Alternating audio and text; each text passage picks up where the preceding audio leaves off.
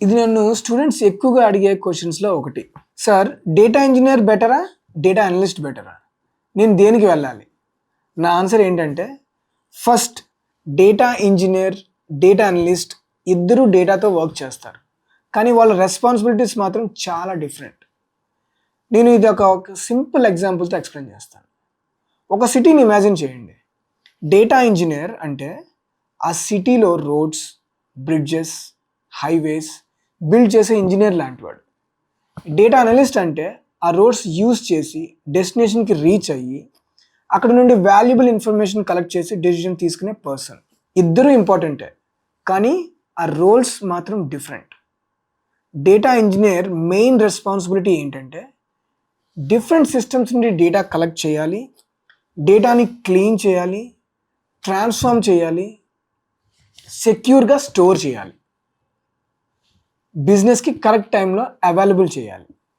వాళ్ళు data pipelines design చేస్తారు.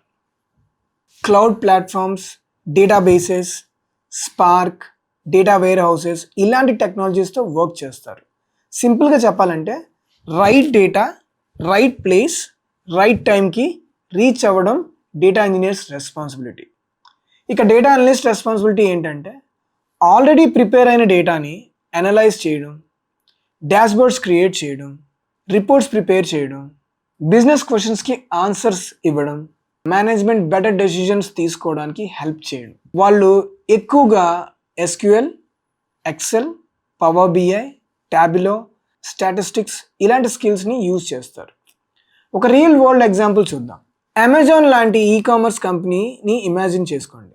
Daily millions of orders వస్తాయి, వెబ్సైట్స్ క్లిక్స్ ఉంటాయి, పేమెంట్స్ జరుగుతూ ఉంటాయి, డెలివరీ అప్డేట్స్ వస్తాయి, కస్టమర్స్ యాక్టివిటీ కంటిన్యూస్గా జనరేట్ అవుతుంది. ఈ కంప్లీట్ డేటాని కలెక్ట్ చేసి, ప్రాసెస్ చేసి, ఆర్గనైజ్ చేసి, అనాలిసిస్కి రెడీ చేయడానికి డేటా ఇంజనీర్ హెల్ప్ అవుతాడు. తర్వాత డేటా అనలిస్ట్ ఆ డేటాని యూజ్ చేసి క్వశ్చన్స్కి ఆన్సర్స్ కనుక్కుంటాడు. ఎగ్జాంపుల్, ఈ మంత్లో ఎక్కువ సేల్స్ ఏ ప్రోడక్ట్కి అయ్యాయి, ఏ సిటీ హైయెస్ట్ రెవెన్యూ జనరేట్ చేసింది, లాస్ట్ వీక్ సేల్స్ ఎందుకు తగ్గాయి, ఇలాంటి ఇన్సైట్స్ కోసం డేటా అనలిస్ట్ ఎగ్జిస్టింగ్ ఉన్న డేటాని ఏదైతే డేటా ఇంజనీర్ ఇచ్చాడో దాన్ని బేస్ చేసుకుని రిపోర్ట్స్ జనరేట్ చేస్తాడు. So data engineer foundation build చేస్తే డేటా అనలిస్ట్ ఆ ఫౌండేషన్ మీద బిజినెస్ ఇన్సైట్స్ జనరేట్ చేస్తాడు. ఇంకా చాలా మంది అడుగుతుంటారు, సార్ కెరీర్ గ్రోత్ దేనికి ఎక్కువ? నా ఆన్సర్ సింపుల్, అది మీ ఇంట్రెస్ట్ మీద డిపెండ్ అవుతుంది. మీకు కోడింగ్ ఇష్టం ఉండి, మీరు ఫుల్ కోడింగ్ అవసరం లేదు, but at least little bit of coding ఇష్టం ఉంది, టెక్నికల్ ప్రాబ్లమ్స్ సాల్వ్ చేయడం ఇష్టం ఉంటే, cloud technologies, scalable systems build చేయడం ఎగ్జైట్ చేస్తే data engineering is the perfect choice.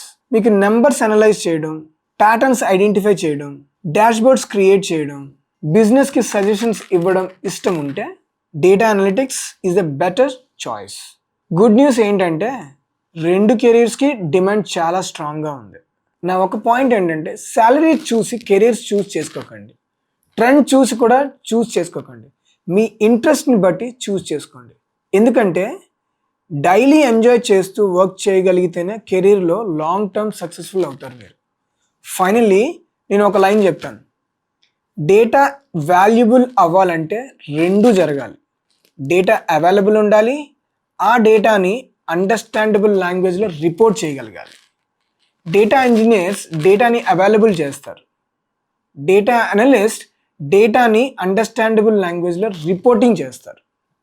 ఇద్దరూ కలిసి ఆర్గనైజేషన్స్కి బెటర్ డెసిషన్స్ తీసుకోవడానికి హెల్ప్ చేస్తారు.